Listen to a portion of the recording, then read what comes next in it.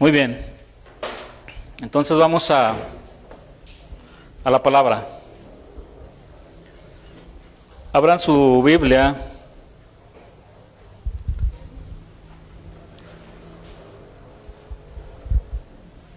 en el libro de Hechos. Creo que ya comenzamos con la enseñanza en vivo y les mandamos también un saludo a los que puedan estar escuchando la enseñanza o que próximamente la vean ya grabada. Este es nuestro tema número 4 del libro de Hechos. Y vamos al capítulo 2, versículo 14, y vamos a leer hasta el versículo 21.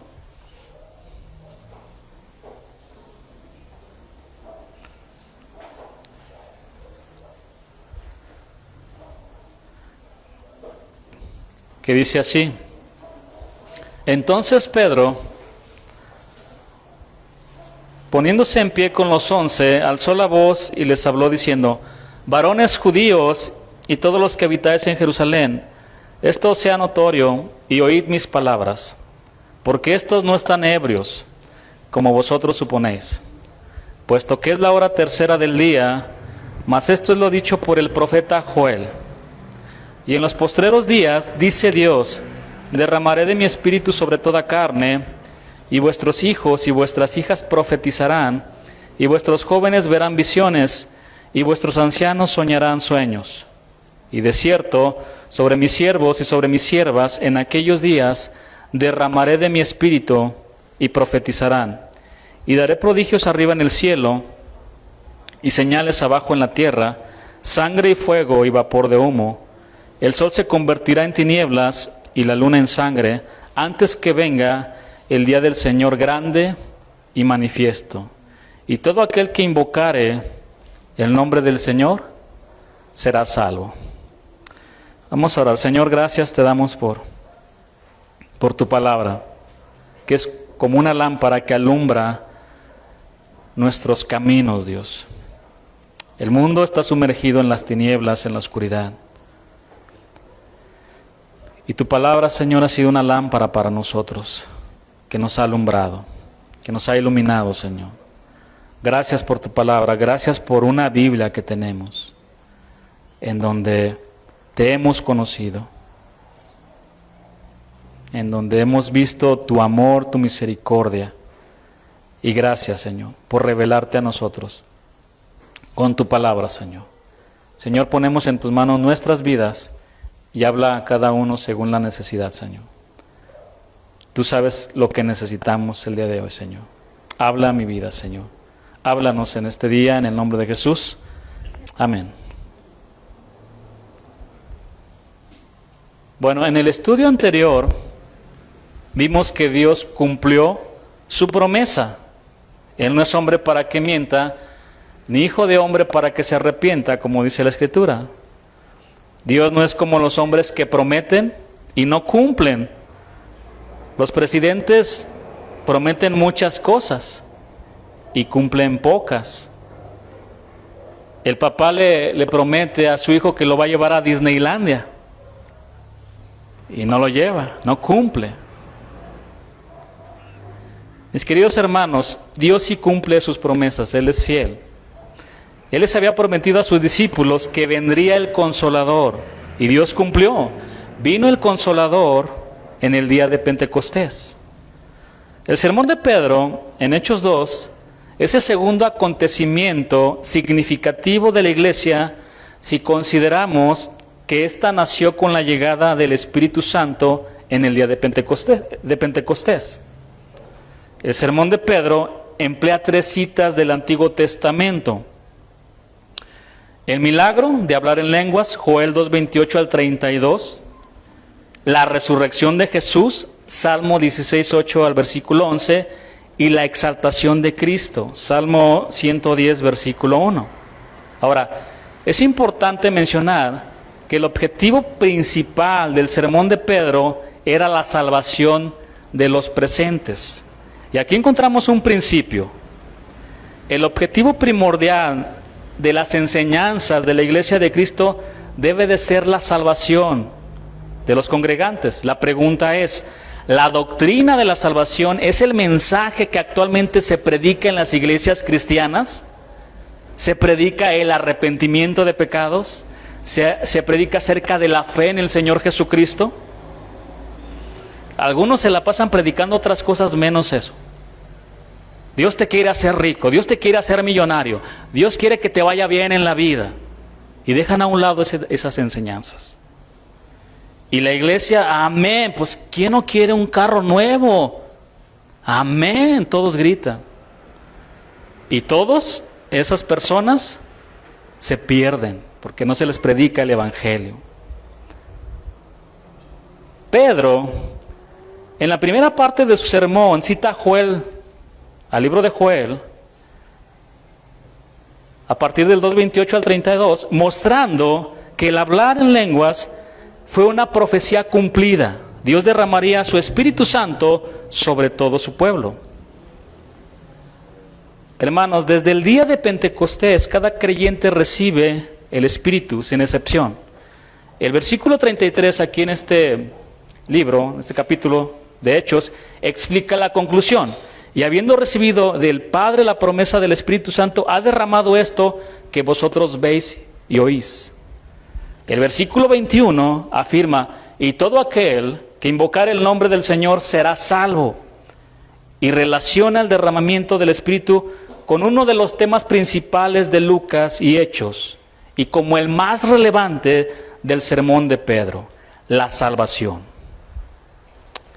Bueno, el día de hoy les invito a que tomen su lugar, que estén muy atentos, porque el púlpito lo va a tomar el apóstol Pedro, inspirado por el Espíritu Santo, que nos va a compartir la palabra el día de hoy.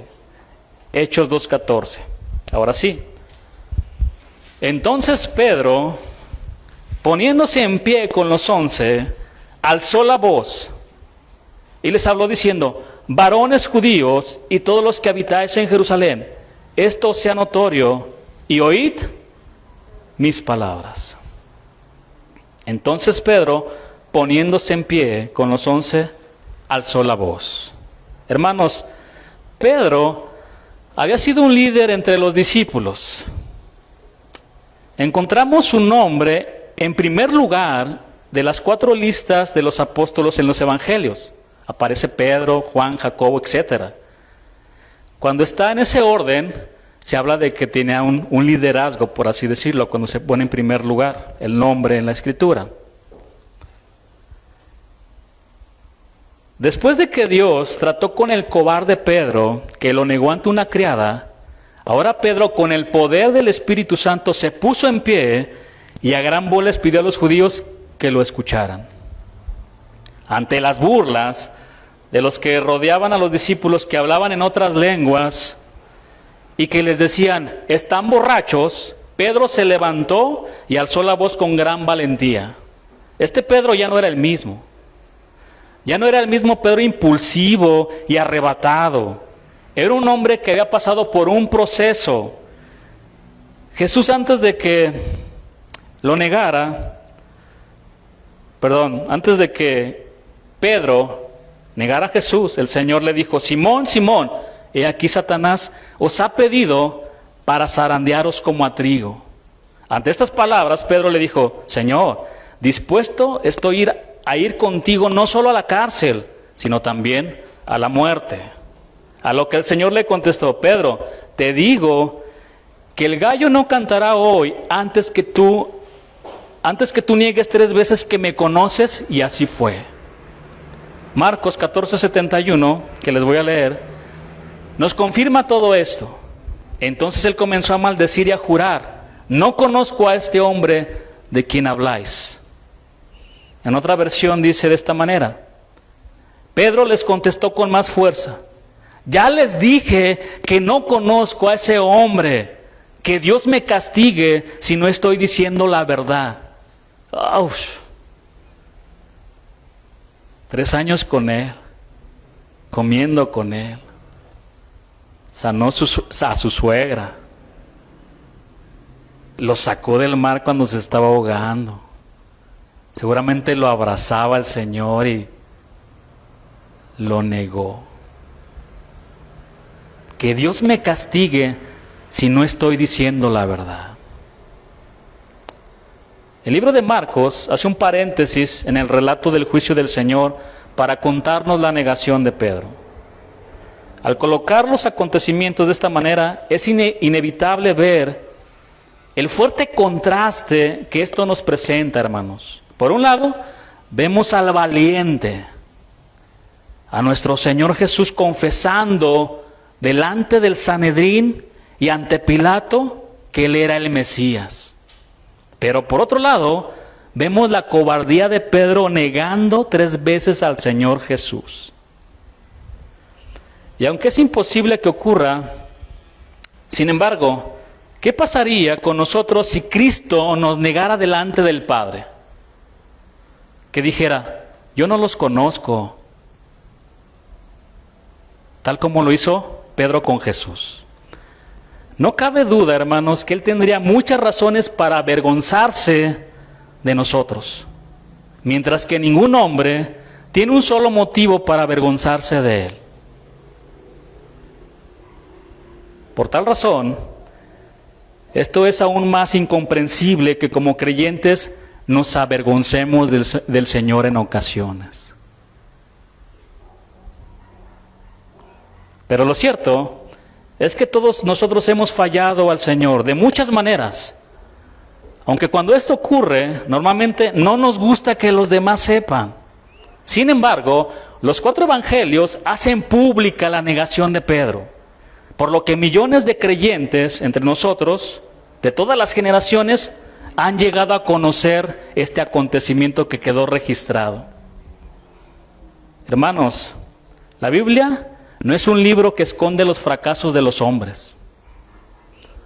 A veces nosotros tenemos esta tendencia, pero la palabra de Dios nunca lo hace.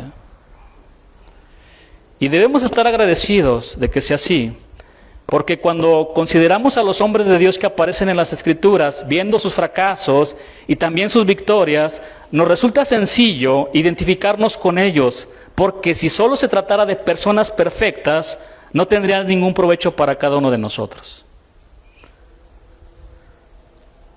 Cuando la turba enviada por el Sanedrín se ha presentado en el huerto de Getsemaní con la intención de arrestar a Jesús, Pedro no había dudado en ningún momento en sacar su espada con la intención de enfrentarse con ellos. A Malco le voló la oreja. Después de este lamentable incidente, podríamos suponer que el último lugar al que Pedro hubiera pensado ir sería la casa del sumo sacerdote. Pero precisamente allí estaba con él. Y aunque rápidamente una criada le reconoció como discípulo de Jesús, y a pesar del evidente peligro que esto suponía para él, aún así siguió allí. No podemos negar, hermanos, que Pedro llegó mucho más lejos que los demás discípulos, pero el Señor le había dicho que por el momento no le podía seguir, algo a lo que él no quiso hacer caso. Vamos a leer rápidamente en Juan 13, versículo 36 al 38.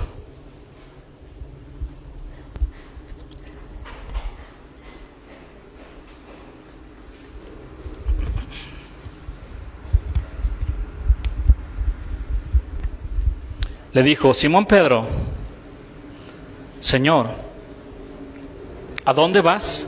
Jesús le respondió: a donde yo voy, no me puedes seguir ahora, mas me seguirás después. Le dijo Pedro: Señor, ¿por qué no te puedo seguir ahora? Mi vida pondré por ti. Jesús le respondió: ¿tu vida pondrás por mí? De cierto te digo, no cantará el gallo sin que me hayas negado 3 veces. ¿Cuántos están dispuestos a dar su vida por el Señor?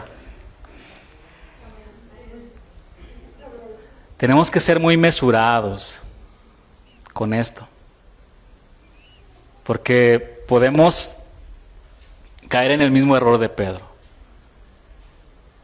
Si no estás dispuesto a lavarle los pies a tu hermano, si no estás dispuesto a que aquel que te ofendió, irle a llevar de comer, ¿tu vida pondrás por mí? Ay, sí, como que... ¿De verdad, Pedro? ¿Darás tu vida por mí? Por lo tanto, el hecho de que aquella noche estuviera en el patio del sumo sacerdote mientras el Señor era juzgado, no lo debemos asociar con su lealtad al Señor, porque en ese caso le habría obedecido y no hubiera seguido a Jesús hasta allí. Otro detalle que debemos notar es que mientras esperaba para ver qué ocurría con Jesús, se acercó a los alguaciles que se calentaban en el fuego y ahí se mezcló en ellos, como si fuera uno más. Así que si el hecho de encontrarse en aquel lugar supuso un acto de desobediencia al Señor, juntarse con los enemigos de Jesús fue el primer paso hacia su negación. Hermanos, tristemente tenemos que reconocer que los cristianos hacemos lo mismo muchas veces. En lugar de resaltar como diferentes a los del mundo, nos comportamos como ellos para evitar que hablen mal de nosotros. No queremos que nos separen, que nos dejen solos. Prefiero unirme con ellos. Sirve de que los gano para el Señor, algunos piensan. Pero sin duda, esta también es una forma de negar al Señor. Tal vez intentemos justificarlo diciendo que de esta forma queremos atraerlos al Evangelio, pero en el momento que nos hacemos como ellos, que hablamos como ellos, que nos comportamos como ellos, que hacemos lo que ellos hacen, dejamos de ser luz y sal para ellos. Y la sal solo sirve para ser pisoteada, dice la palabra. Es difícil mantenernos de una sola pieza en ese momento, cuando te ofrecen las cosas del mundo y eres tentado. ¿Cuál es el consejo que yo les puedo dar? Hay un equilibrio, y eso ya lo hemos enseñado. Pero bueno, si tú te conoces que tienes un problema cuando eres tentado, cuando vas a una fiesta, te invitan alcohol, te invitan tantas cosas, mi consejo es no vayas. Si sabes que eres débil en eso, no vayas. Pero si tú te mantienes de una sola pieza, vas, saludas, comes, y ves que la situación se está tornando difícil, complicada, te vas, hermano. Con la sabiduría de Dios, estuve aquí un rato, un tiempo, y nos vamos. Pero si tú te quedas ahí a tomar, a bailar y a hacer lo mismo que ellos, ¿sabes lo que pasa? Que se están burlando en tu cara y en mi cara.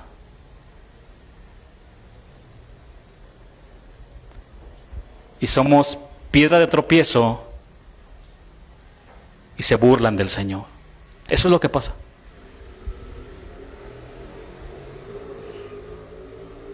Seguramente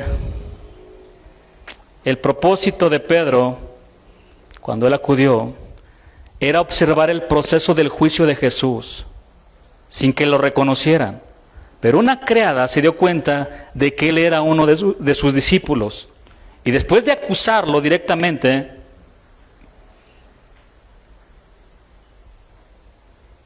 le comenzó a decir a los demás, él es uno de Jesús. Se junta con ellos. Bueno, de repente, aquella mujer había puesto al apóstol en graves problemas. Las acusaciones lo llevaban por todos lados. Aquello era suficiente como para poner nervioso a cualquiera. Pedro se había acercado junto al fuego para calentarse y se acercó tanto que se dio cuenta de que ya se estaba quemando. ¿Cómo salir de esa situación en la que nunca debió haberse metido? Parece que en ese momento el terror se apoderó de él y al verse encerrado cedió cobardemente ante las preguntas de una criada. Ni siquiera le pusieron una pistola. Solo fue necesario que una criada le dijera, tú eres de ellos. Ahora vemos al valiente y arrojado Pedro, el de corazón amante y la voluntad presta, negando a su maestro con juramentos diciendo que no conocía a Jesús e invocando todo tipo de maldiciones sobre sí mismo, si no decía la verdad. Todo esto llevó a Pedro a descubrir que era mucho más débil de lo que él se había imaginado. Como decíamos, este triste incidente ha quedado registrado en las Escrituras para nuestra propia edificación. Porque nosotros también estamos inclinados a pensar que somos más fuertes de lo que realmente somos.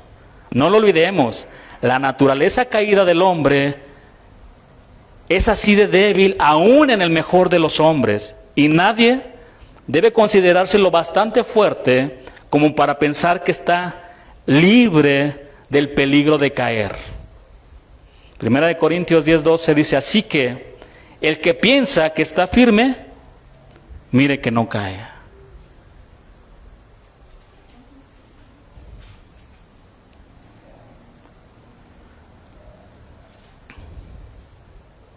Dios ya había tratado con la vida de Pedro.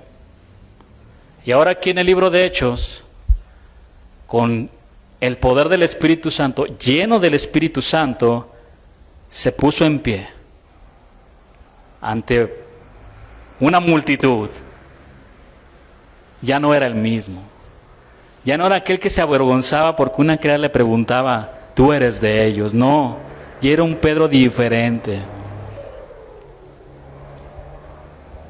Se puso en pie y levantó la voz y predicó a la multitud. Ahora, es importante notar que cuando Pedro comenzó a predicar, los que estaban hablando en otras lenguas callaron. Esto nos habla del orden de Dios. ¿O se imaginan a que todos estaban hablando en otros idiomas y Pedro ahí levantando la voz? Es un desorden. Por eso es importante, hablando ya acerca del don de lenguas, que nosotros creemos en los dones del Espíritu Santo, pero si alguno empieza a hablar en lenguas, tiene que haber un intérprete y tiene que haber un orden. Porque Pablo dice, ¿qué pasaría si todos comenzamos a hablar en otras lenguas y entran las personas que no conocen al Señor? ¿Qué van a pensar de nosotros? Que estamos locos. Hay un orden en todo esto. Versículo 15, vamos a Hechos 2:15.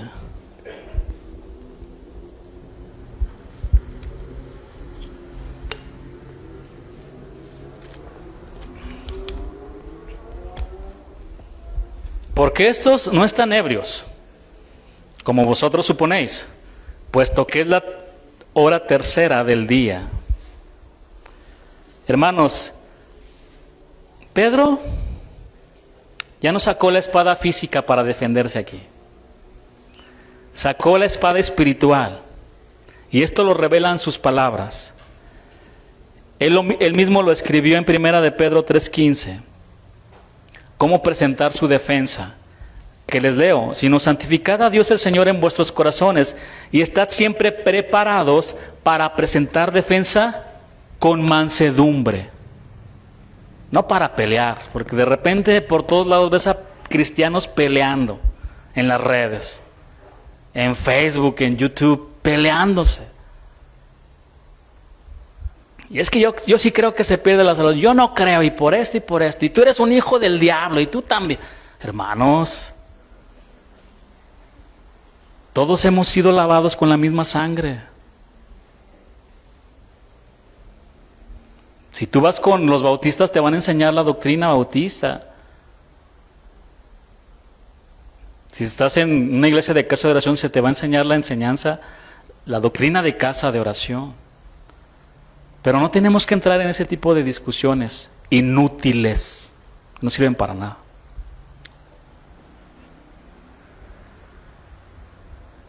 La defensa de Pedro fue respetuosa pero firme. Procedió con calma a mostrarle su error. Hermanos, cuando los enemigos nos ridiculizan por ser cristianos, debemos contestarles de modo amable y respetuoso, pero firmes. Como un video también que hace tiempo vi, de un cristiano, a veces les falta entender algunas cosas. Pero fue allá a una iglesia católica y ya ven, los ídolos son demonios. Y empezó a hablarles, ya casi lo linchaban. Y después le decía, hasta el diablo es católico. No, hermanos. Yo les he comentado el testimonio de mi abuelita. Con su casa de ídolos, antes de morir. Y Dios obró de tal manera que lo sacó de su corazón. Y yo nunca le dije, son demonios y te vas a ir al infierno porque adoras demonios. Nunca. Y cuando lo iba a hacer, Dios me dijo, cállate. Yo estoy obrando en su corazón. Nosotros no somos el Espíritu Santo para convencer a nadie. Es el Espíritu Santo el que trae convicción de pecado en las vidas. Si tú ves a un hombre arrepentido, en lágrimas, ahí pidiéndole perdón, es el Espíritu Santo, es el poder de la palabra de Dios, no es el predicador, porque el poder y la autoridad están en la palabra de Dios, no en el que predica. Es el poder de Dios, es la palabra de Dios. Nosotros no lavamos el cerebro a nadie, enseñamos la palabra de Dios. La palabra es la que cambia, la que transforma, la que limpia, la que hace la obra en cada uno de nosotros. Amén.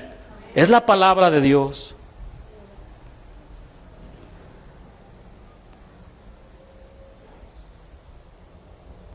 Y tenemos que defendernos con la palabra del Señor. Pedro, antes de predicarles la palabra, refutó la falsa acusación de que los creyentes estaban ebrios y la rechazó como absurda, diciéndoles, puesto que es la hora tercera del día, que correspondía a las 9 de la mañana. No era congruente, hermano. ¿De acuerdo? No era congruente. Un borracho, verlo a las 9 de la mañana, no era congruente. En esos tiempos, ahorita desde las 3 de la mañana en el Cervantino hasta las 11 de la mañana, por ahí ves un montón de borrachos tirados.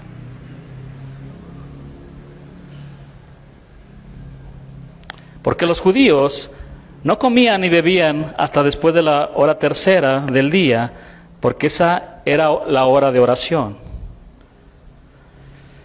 Y Hechos 2:16 al 21, Pedro les da la explicación bíblica de lo que había sucedido, que lo vamos a ver en un momento.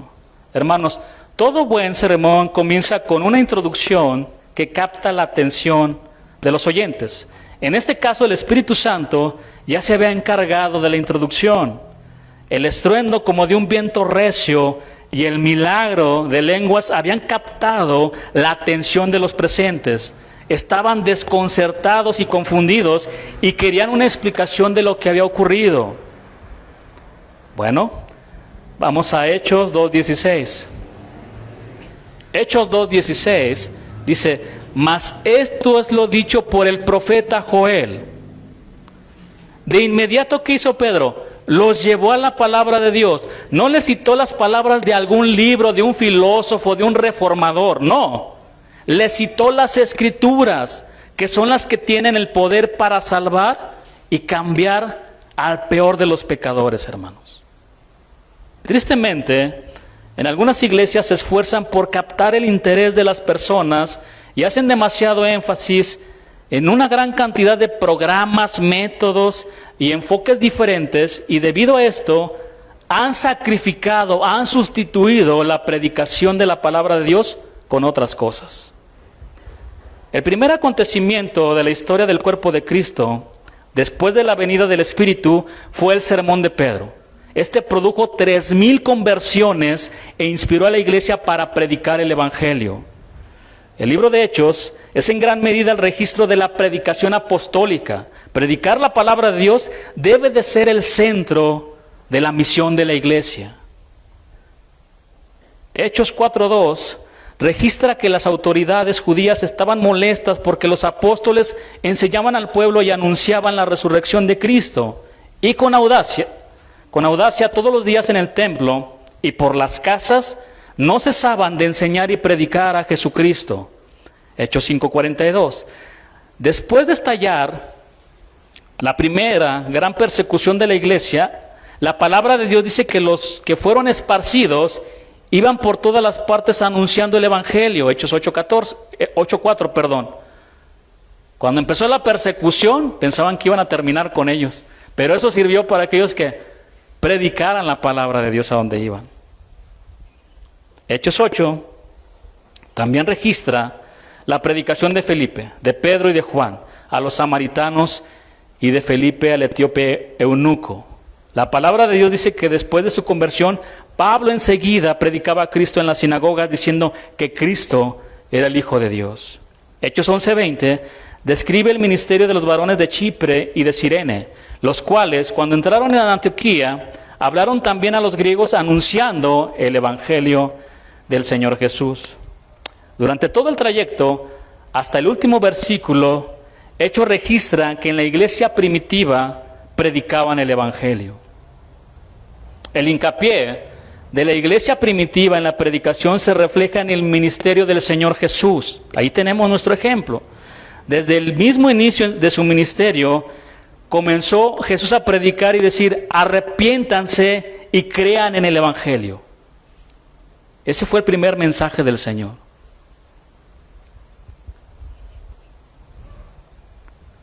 Marcos registra que después de que Juan fue encarcelado, Jesús vino a Galilea predicando el evangelio del reino de Dios.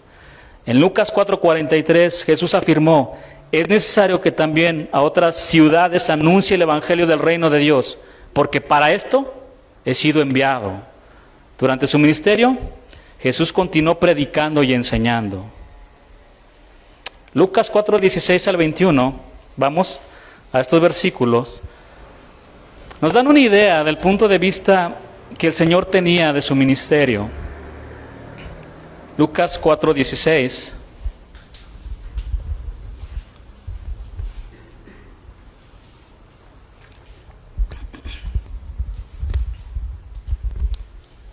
Vino a Nazaret, donde se había criado, y en el día de reposo entró en la sinagoga conforme a su costumbre y se levantó a leer las escrituras, porque el orden común de servicio en una sinagoga comenzaba con una oración inicial, con alabanza, luego una lectura de la ley. Luego de la lectura de los profetas, comenzaba alguien a predicar la palabra. En este caso le correspondía a Jesús, porque asignaban a uno. Versículo 17. Y se le dio el libro del profeta Isaías, y habiendo abierto el libro, halló el lugar donde estaba escrito: el Espíritu del Señor está sobre mí, por cuanto me ha ungido para dar buenas nuevas a los pobres, me ha enviado a sanar a los quebrantados de corazón, a pregonar, a proclamar libertad a los cautivos y vista a los ciegos, a poner en libertad a los oprimidos, a predicar el año agradable del Señor. Y enrollando el libro, lo dio al ministro y se sentó, y los ojos de todos en la sinagoga estaban fijos en él. Estaban esperando la enseñanza. Estaban atentos. Todos estaban esperando con los ojos fijos en Cristo para que les diera un sermón, un mensaje profundo acerca de este capítulo que él había leído en Isaías. Versículo 21. Y comenzó a decirles: hoy se ha cumplido esta escritura delante de vosotros. Con estas palabras Jesús contestó dos preguntas. ¿De quién escribió Isaías? Jesús respondió: Isaías escribió de mí. ¿Cuándo sucederá esto? Jesús respondió: Isaías escribió de mí y hoy se ha cumplido. Predicar o proclamar se menciona 3 veces en el pasaje de Isaías que Jesús leyó. Eso demuestra claramente la importancia de la predicación en el ministerio del Señor. Jesús instruyó a sus discípulos y les dijo: id por todo el mundo y predicad el evangelio a toda criatura. Este llamado a predicar la palabra de Dios se resume mejor en las palabras de Pablo en 1 de Corintios 17:24. Vamos a leerlos.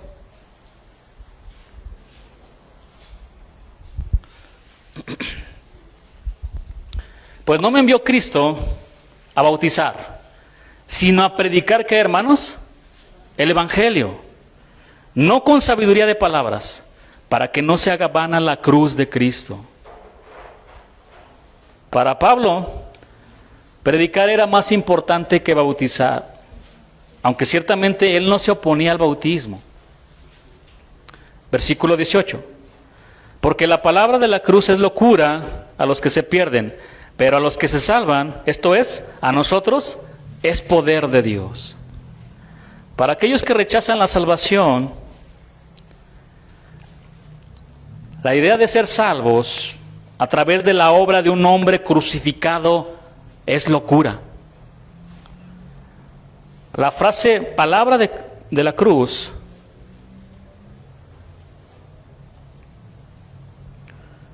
suena algo familiar para nosotros en nuestros días, pero en el primer siglo esta frase fue tan impactante que era como decir el mensaje de la silla eléctrica. ¿Qué mensaje tiene un instrumento de muerte cruel, humillante e implacable? Por eso era locura para los que escuchaban a Pablo. Pues está escrito, versículo 19, destruiré la sabiduría de los sabios y desecharé el entendimiento de los entendidos. ¿Dónde está el sabio? ¿Dónde está el escriba? ¿Dónde está el disputador de este siglo? ¿No ha enloquecido Dios la sabiduría del mundo? Pablo está diciendo, a la luz de lo que Dios dice en Isaías 29:14, ahora, ¿dónde está tu sabio? ¿Dónde está tu escriba? ¿Dónde está el disputador de este siglo? Dios los ha enloquecido a todos ellos a través de su sabiduría. Él ha destruido, Él ha aplastado la sabiduría del sabio, tal y como dijo que lo haría. El disputador de este siglo era el hombre que quería disputar cada asunto y resolverlo con razonamiento humano. A eso se refiere. Versículo 21. Pues ya que en la sabiduría de Dios, el mundo no conoció a Dios mediante la sabiduría, agradó a Dios a salvar a los creyentes por la locura de la predicación. Versículo 22. Porque los judíos piden señales y los griegos buscan sabiduría, pero nosotros predicamos a Cristo crucificado, para los judíos ciertamente tropezadero y para los gentiles locura. Hace varios años, una iglesia firme que predicaba la palabra inscribió en un marco las siguientes palabras. La tenía ahí afuera en la iglesia. Que decía así este marco: nosotros predicamos a Cristo crucificado. Estaba en la entrada principal. Con el tiempo, dos cosas pasaron. La iglesia perdió su pasión por Jesús y su evangelio. Una hierba comenzó a crecer cerca del marco, cubriendo el mensaje, que a su vez mostraba la decadencia espiritual de la iglesia. Originalmente el marco decía, nosotros predicamos a Cristo crucificado. Pero la hierba creció y empezó a cubrir la frase, y ahora solo se podía leer, nosotros predicamos a Cristo. Y la iglesia comenzó a predicar a Jesús como un buen hombre, como un buen ejemplo moral, en lugar de predicar al Cristo crucificado. La hierba siguió creciendo y cubriendo la frase, ahora solo se podía leer, nosotros predicamos. La iglesia también había perdido a Jesús en el mensaje y comenzaron a predicar de todo menos de Jesús. La hierba seguía creciendo y cubriendo la frase, y ahora solo se podía leer nosotros. La iglesia se convirtió en un club social y sin darse cuenta, ahora todo se trataba acerca de ellos y habían dejado afuera a Jesús de sus vidas. ¿Te suena familiar con lo que a veces está pasando en otras iglesias, en algunas iglesias, donde tienen sus salones para los cristianos que fuman? Club social. Versículo 24 dice, mas para los llamados, así judíos como griegos, Cristo, poder de Dios y sabiduría de Dios. La predicación de la palabra debe de mantener el lugar central en la vida de la iglesia. La debilidad de la iglesia se debe en gran medida a la declinación de la poderosa predicación bíblica. Pablo estableció valientemente la norma cuando declaró, así que hermanos, cuando fui a vosotros para anunciaros el testimonio de Dios, no fui con excelencia de palabras o de sabiduría, que lo podía hacer, pues me propuse no saber entre vosotros cosa alguna, sino que a Jesucristo y a este crucificado. Y estuve entre vosotros con debilidad y mucho temblor y temor. Y ni mi palabra ni mi predicación fue con palabras persuasivas de humana sabiduría, sino con demostración del Espíritu y de poder, para que vuestra fe no esté fundada en la sabiduría de los hombres, sino en el poder de Dios. La predicación de la palabra de Dios, como lo decía, debe de ser el centro en la vida de la iglesia. Y antes de abordar la parte principal de su sermón, Pedro debate lo que está inmediatamente en las mentes de las personas, el milagro que había sucedido el día de Pentecostés. Vamos a Hechos 2:17, vamos a regresar.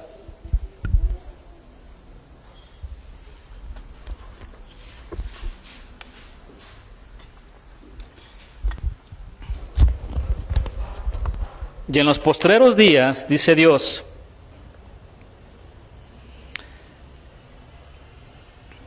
derramaré de mi espíritu sobre toda carne, y vuestros hijos y vuestras hijas profetizarán, y vuestros jóvenes verán visiones, y vuestros ancianos soñarán sueños. Y de cierto sobre mis siervos y sobre mis siervas en aquellos días derramaré de mi espíritu, y profetizarán. Y daré prodigios arriba en el cielo, y señales abajo en la tierra, y sangre y fuego y vapor de humo. El sol se convertirá en tinieblas, y la luna en sangre, antes que venga el día del Señor, grande y manifiesto. Y todo aquel que invocar el nombre del Señor será salvo. Pedro aquí está citando la profecía de Joel, que se cumplió en el día de Pentecostés. Vamos a Joel 2:28, al versículo 32. Que les voy a leer. Y después de esto derramaré mi espíritu, a partir del 28, Joel 2:28. Y después de esto derramaré mi espíritu sobre toda carne, y profetizarán vuestros hijos y vuestras hijas, vuestros ancianos soñarán sueños, y vuestros jóvenes verán visiones. Y también sobre los siervos y sobre las siervas derramaré mi espíritu en aquellos días. Y daré prodigios en el cielo y en la tierra, sangre y fuego y columnas de humo. El sol se convertirá en tinieblas y la luna en sangre, antes que venga el día grande y espantoso de Jehová. Y todo aquel que invocar el nombre de Jehová será salvo, porque en el monte de Sión y en Jerusalén habrá salvación, como ha dicho Jehová, y entre el remanente al cual él habrá llamado. Hermanos, el esquema del contenido del libro de Joel está conformado de la siguiente manera: el día de Jehová relacionado con la devastación de la langosta, Joel 1 a partir del versículo 2. Un nuevo anuncio del día de Jehová, en Joel 2, del versículo 2 al 11. La misericordia de Jehová, así es como está estructurado. Y número 4, derramamiento del Espíritu de Dios, que es de Joel 2, 28 al versículo 32. El juicio de Jehová sobre las naciones, Joel 3, 1 al versículo 15. Y por último, la liberación de Judá, a partir del versículo 16 al 21 del capítulo 3. El mensaje del libro de Joel está enteramente enfocado en una misma dirección. Viene el día de Jehová, día de tinieblas y de oscuridad grande y espantoso. Pero sobre el telón de fondo del juicio de Dios, Joel describe lo dramático del momento presente. Una terrible plaga de langostas ha caído sobre el país como un ejército bien entrenado, y ni una brizna de vegetación ha quedado después de que ellas pasaron en oleadas devorándolo todo, arrasaron con todo. Pero ahí no acaban las cosas. sino que el ataque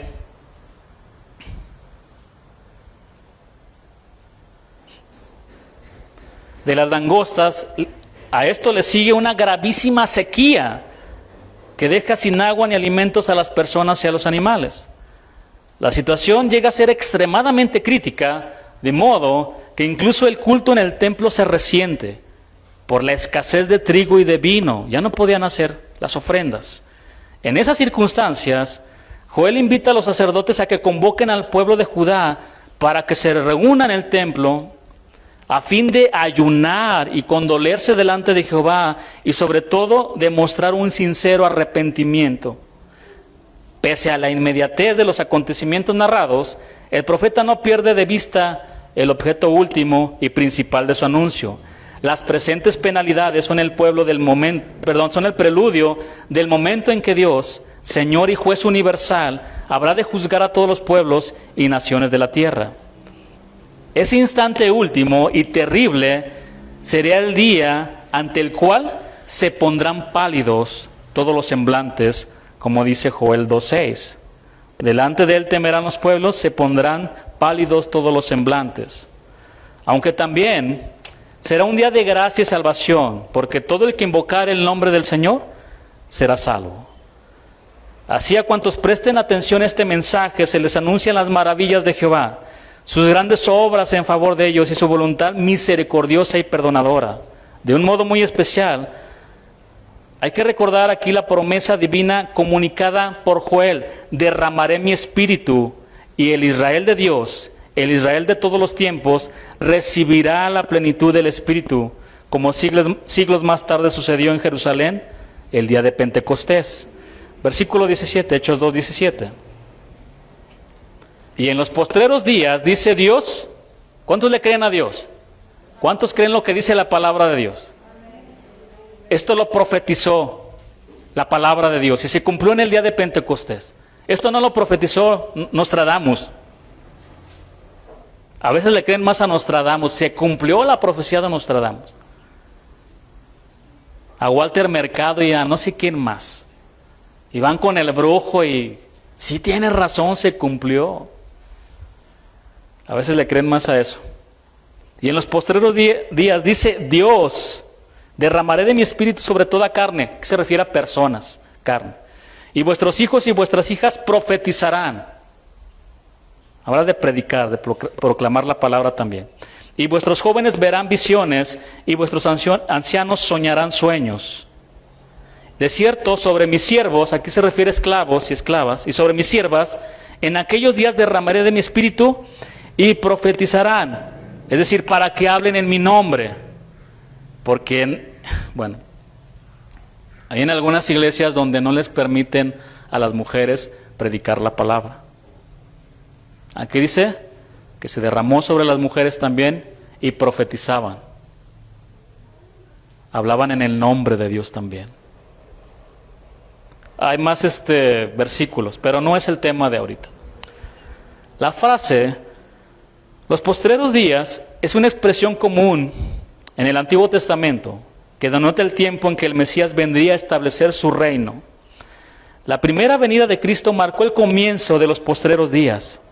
Primera de Juan 2:18 dice: hijitos, ya es el último tiempo.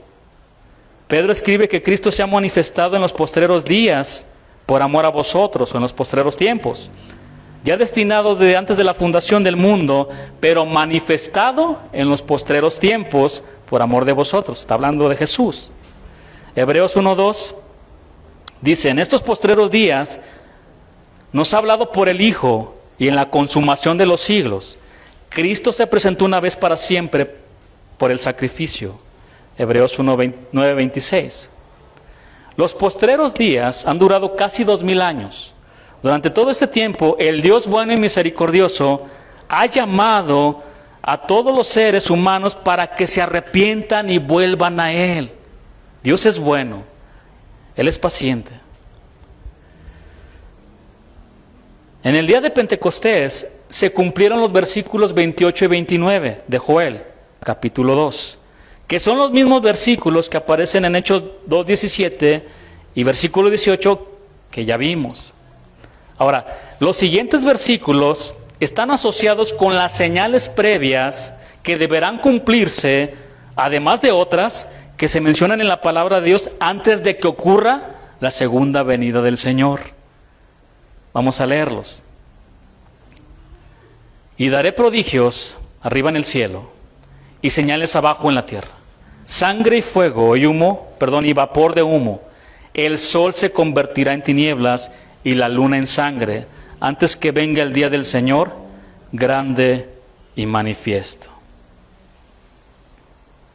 Todas estas señales están relacionadas con eventos catastróficos en los cielos. Pedro en su segunda carta, ya ven, Pedro nos sigue compartiendo la palabra, nos enseña que los mismos cielos encendiéndose serán deshechos. Vamos a verlo. No me crean a mí, crean a la palabra de Dios. Segunda de Pedro 3:8 al versículo 12.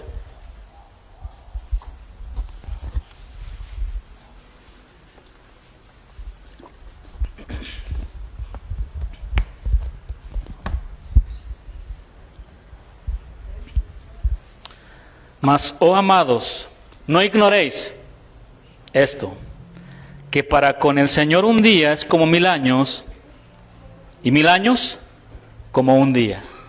Está hablando acerca de la venida del Señor. El Señor no retarda su promesa, según algunos la tienen por tardanza, sino que es paciente para con nosotros, no queriendo que ninguno perezca, sino que todos procedan al arrepentimiento. Pero el día del Señor vendrá como ladrón en la noche, en el cual los cielos pasarán con gran estruendo, y los elementos ardiendo serán deshechos, y la tierra y las obras que en ella hay serán quemadas. Ya no va a terminar con agua esto, ahora va a ser con fuego. Versículo 11. Puesto que todas estas cosas han de ser deshechas, ¿cómo? Dice el apóstol Pablo, con signos de exclamación, ¿cómo no debéis vosotros andar en santa y piadosa manera de vivir? ¿Estás viendo la tormenta y no te hincas? En otras palabras, ¿estás viendo las señales que están pasando alrededor? ¿Y sigues emborrachándote y sigues haciendo las mismas cosas de antes? No. Es tiempo de vivir una vida santa, apartada para el Señor. Esperando y apresurándoos para la venida del día de Dios, en el cual los cielos encendiéndose serán deshechos y los elementos siendo quemados se fundirán. ¿Cuántos tienen miedo de que en cualquier momento pueda suceder esto? Cataclismos, situaciones que la gente va a estar temerosa, llorando, confundida, porque no va a saber lo que está pasando. Bueno, se habla de la gran tribulación, de la tribulación, y también hay varias posturas. Algunos dicen que la iglesia sí va a pasar, otros dicen que seremos arrebatados antes, etcétera. Aquí el punto, hermanos, y lo más importante es cómo estamos viviendo delante de Dios. Eso es lo más importante. Si nos quedamos o no nos quedamos, lo más importante es cómo estamos viviendo la vida cristiana. Estamos velando y orando, estamos como esas vírgenes prudentes, llenándose del Espíritu Santo, para que cuando llega el esposo, he aquí el esposo viene ya. Y las otras estaban cabeceando, dame de tu aceite, dame, porque no se habían preparado. Y las otras estaban listas. Vámonos, es tiempo de irnos a las bodas del Cordero con nuestro Dios. Para lo que muchos puede ser una situación de miedo y de terror, para la iglesia son señales de que ya nos tenemos que ir con Él. Amén. Diferente, hermano, diferente. Qué hermoso es esto, en serio, tener esperanza en Él. Saber que igual si el día de hoy cerramos nuestros ojos, no por lo bueno que seamos, sino por lo que Él hizo en la cruz del Calvario, que se entregó por nosotros y que nos amó. Nos vamos con Él. Sangre y fuego y vapor de humo. Las señales en la tierra y el cielo se relacionan en otras partes de la Biblia con los acontecimientos que rodean la segunda venida de Cristo y con el fin de los tiempos. Veamos algunos versículos rápidamente, o tomen nota. Apocalipsis 8:7, dice así la palabra: el primer ángel tocó la trompeta y hubo granizo y fuego mezclados con sangre. Es lo que está hablando también Joel, recuerden. Estas palabras están en la profecía de Joel, la última parte que leímos. El primer ángel tocó la trompeta y hubo granizo y fuego mezclados con sangre. Apocalipsis 8:8 dice: el segundo ángel tocó la trompeta y como una gran montaña ardiendo en fuego fue precipitada en el mar y la tercera parte del mar se convirtió en sangre. Versículo 3 del capítulo 16 de Apocalipsis: el segundo ángel derramó su copa sobre el mar y se convirtió en sangre como de muerto y murió todo ser vivo que había en el mar. El fuego, también aquí lo encontramos relacionado. Apocalipsis 8:7 dice: el primer ángel tocó la trompeta y hubo granizo y fuego. Ese mismo versículo que leímos al principio. Y Apocalipsis 8:10 dice: el tercer ángel tocó la trompeta y cayó del cielo una gran estrella ardiendo como una antorcha, y cayó sobre la tercera parte de los ríos y sobre las fuentes de las aguas. Humo, también aquí lo podemos encontrar esta señal. Apocalipsis 9:2: y abrió el pozo del abismo y subió humo del pozo como humo de un gran horno, y se oscureció el sol y el aire por el humo del pozo. En el versículo 3 también ahí de Apocalipsis 9 dice: y del humo salieron langostas. Qué interesante, ¿no? Lo que habla Joel también de la devastación de las langostas. Y aquí encontramos también a las langostas. Y del humo salieron langostas sobre la tierra y se les dio poder como tienen poder los escorpiones de la tierra. Versículo 17 ahí de ese capítulo 9. Así vi en visión los caballos y a sus jinetes, los cuales tenían corazas de fuego y de zafiro y de azufre, y las cabezas de los caballos eran como cabezas de leones, y de su boca salían fuego, humo y azufre. Versículo 18, ahí mismo: por estas tres plagas fue muerta la tercera parte de los hombres, por el fuego, el humo y el azufre que salían de su boca. Yo recuerdo cuando escuchaba algo acerca del Apocalipsis, cuando era niño me ponía a llorar, a temblar, porque siempre que te hablaban de la Biblia, ya viene el fin, pues ¿qué hacías como niño?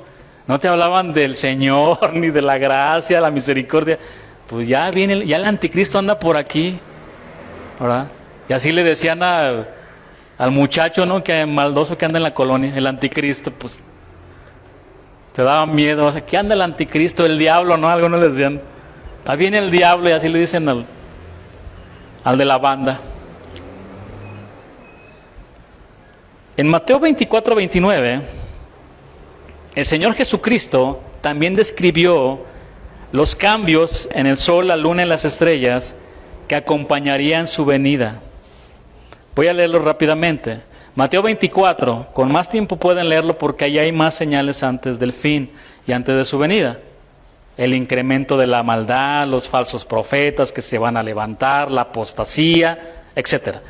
Pero aquí dice: e inmediatamente después de la tribulación de aquellos días, el sol se oscurecerá, y la luna no dará su resplandor, y las estrellas caerán del cielo, y las potencias de los cielos serán conmovidas. Entonces aparecerá la señal del Hijo del Hombre en el cielo. Y entonces lamentarán todas las tribus de la tierra, y verán al Hijo del Hombre viniendo sobre las nubes del cielo con poder y gran gloria. En el momento de la segunda venida de Cristo, tendrá lugar una gran convulsión del universo. El sol y la luna no darán su resplandor, de tal manera que la oscuridad será absoluta. En medio de esto, el Señor va a aparecer, resplandeciendo con gran poder y gloria. Esto también lo podemos encontrar en las profecías Tome nota, hay muchos versículos. Isaías 13:10 dice, por lo cual las estrellas de los cielos y sus luceros no darán su luz, y el sol se oscurecerá al nacer, y la luna no dará su resplandor. Y castigaré al mundo por su maldad, y a los impíos por su iniquidad, y haré que cese la arrogancia de los soberbios, y abatiré la altivez de los fuertes. ¡Qué impresionante! Aquellas personas que son soberbias, que no creen en Dios, lo que va a pasar, voy a hacer que ellos doblen sus rodillas delante de mí. Voy a batirlos. En Amós 8:9 dice, acontecerá en aquel día, dice Jehová el Señor, que haré que se ponga el sol a mediodía y cubriré de tinieblas la tierra en el día claro. Joel 2:10, delante de él temblará la tierra, se estremecerán los cielos, el sol y la luna se oscurecerán y las estrellas retraerán su resplandor. Y Jehová dará su orden delante de su ejército, porque muy grande es su campamento, fuerte es el que ejecuta su orden. Porque grande es el día de Jehová y muy terrible. ¿Quién podrá soportarlo? ¿Quién podrá estar de pie cuando se levante el Señor de su trono? Nadie. El sol y la luna se oscurecerán y las estrellas retraerán su resplandor. Y Jehová rugirá desde Sión, el león de la tribu de Judá, y dará su voz desde Jerusalén, y temblarán los cielos y la tierra, pero Jehová será la esperanza de su pueblo y la fortaleza de los hijos de Israel. Él será nuestra esperanza. Así que después de oír a Pedro citar la aterradora descripción del día del Señor, fue normal que la multitud quería saber cómo escapar de ese tiempo de terror, devastación y confusión. Entonces Pedro entrega el clímax de su predicación y cita la parte final de la palabra de Dios en Joel y les dice, todo aquel que invocar el nombre del Señor será salvo. Hermanos, hay salvación para quienes se vuelvan al Señor y se conviertan de sus malos caminos. Por tal razón, a continuación, Pedro les presenta al Salvador, a Jesús Nazareno, que vamos a estudiar la siguiente semana. Amén. Bueno, le damos gracias a Dios por su palabra. Vamos a orar. Grande y terrible es el día. Algunos por temor, ¿qué hago para salvarme? El juicio está afuera, ¿recuerdan? Con el arca de Noé. Todos lo tenían por loco. Oye, es Noé, pero si ni llueve, ¿por qué estás haciendo un barco tan grande? Y cada vez que Noé, por fe, empezaba a construir el arca, les estaba predicando, viene el juicio de Dios. Crean, súbanse al arca. Pero la gente no le creyó, y así hay mucha gente afuera no cree. No cree que un día el Señor va a aparecer así. Y cuando lo vean venir con gran poder y gran gloria, se van a pegar en el pecho, diciendo, ¿por qué no creí? Hay que subirnos al arca, el arca de la salvación. ¿Cuántos de aquí no le han entregado su vida al Señor? Genuinamente. Le han rendido su vida, es decir, ya no quiero seguir de esta manera viviendo, en el pecado. Jesús te ama, de tal manera que se entregó en la cruz del Calvario. Entrégale tu vida, ya no lo pienses más. Mañana puede ser demasiado tarde. Somos como neblina, dice la Escritura. Un día está y al día siguiente ya no la encuentras. Ahorita nos vemos aquí platicando y de repente ya. Cada uno de nosotros tenemos testimonios que decir acerca de eso. Lo vi ayer, estaba platicando con él y ya se murió.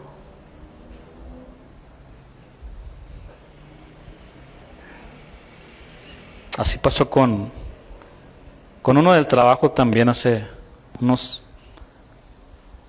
un mes, que me decían, ¿conocías a tal? Y digo, es que no, por el nombre no. Quizá de vista y todo.